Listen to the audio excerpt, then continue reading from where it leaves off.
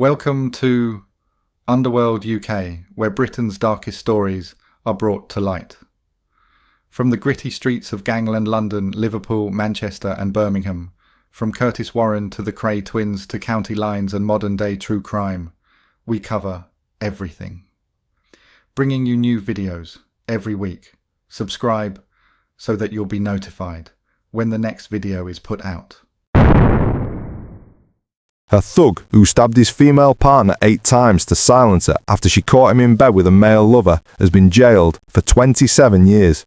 Ryan Leggett, 35, took a knife from a drawer and stabbed her 8 times, causing wounds to her neck and chest and damage to her lungs and liver.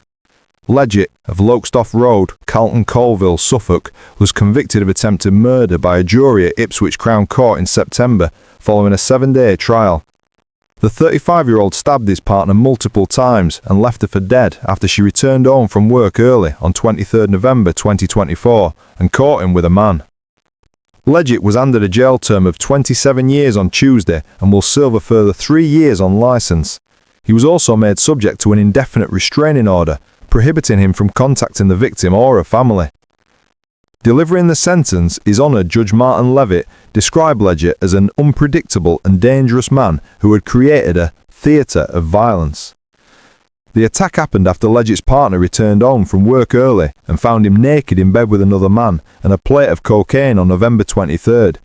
Ipswich Crown Court heard he had left her to die after taking her phone and locking her in the house in Lowestoft Road, Lowestoft, after the assault. Judge Martyn Levett jailed Leggett for 27 years and said the attack, which left the woman with life-threatening injuries, was deliberate, calculated and cowardly. The judge said he believed Leggett hoped she would die to save his own embarrassment.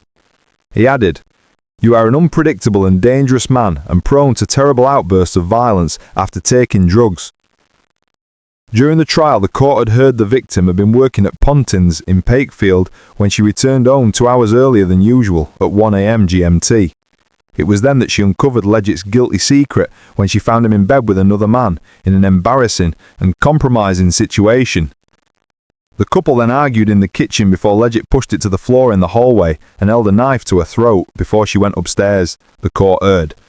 After grabbing her phone and entering a bedroom, she messaged a friend to tell her what had happened.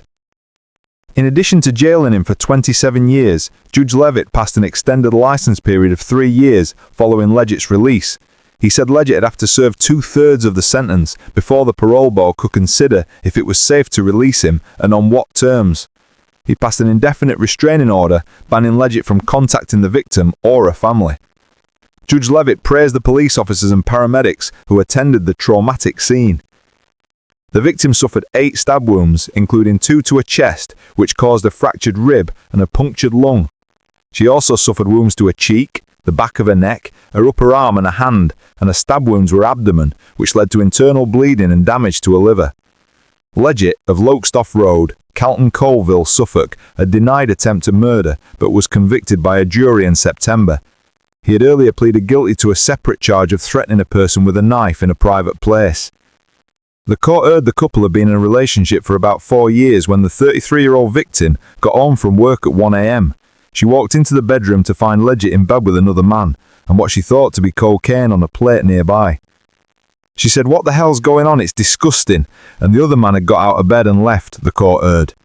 Leggett had allegedly taken her phone after telling her, "You're not having it, you'll tell people." She later told police she'd gone into the kitchen, where Leggett took a knife out of a drawer before pushing her over and holding a knife to her throat. "She didn't think he would use it, as I always thought he was one of the nicest people I've ever met," she told police.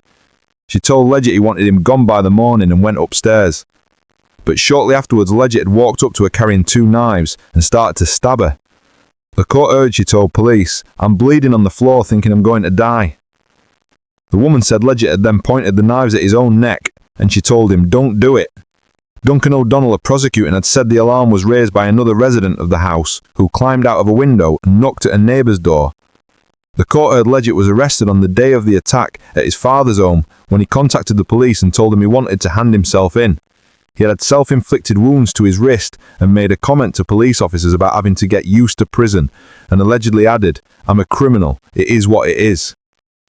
The victim told the court she and Leggett separated in March last year, but had reconciled several months later.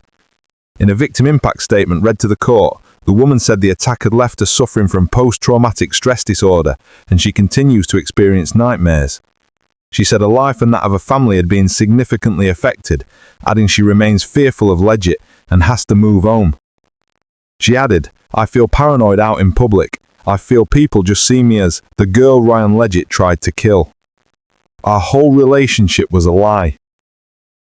Following Leggett's sentencing, Detective Constable Sophie Moore, the officer who led the case, told the BBC the sentence was a phenomenal result. "We are really thrilled, and hopefully this sentence shows Suffolk police and courts take these offences really seriously. The victim throughout this case has been amazing and really admirable. She's been a complete inspiration for us, and we are very proud of her." Detective Constable Georgia Reed added, "I feel so privileged to have worked with her. She's just been so dignified."